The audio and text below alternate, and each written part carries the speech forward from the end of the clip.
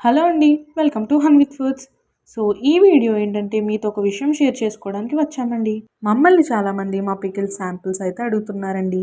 మీరు మార్కెట్లోకి వెళ్ళి ఏదైనా కొనుక్కుంటే శాంపిల్ అడిగి టేస్ట్ చేశాక అది నచ్చాకనే కొనుక్కుంటారా? లేదు కదండి. మేము ఇది రీసెంట్గానే స్టార్ట్ చేసాం. As you all know that మేము ఇంకా బిగినింగ్ స్టేజ్లోనే ఉన్నామండి.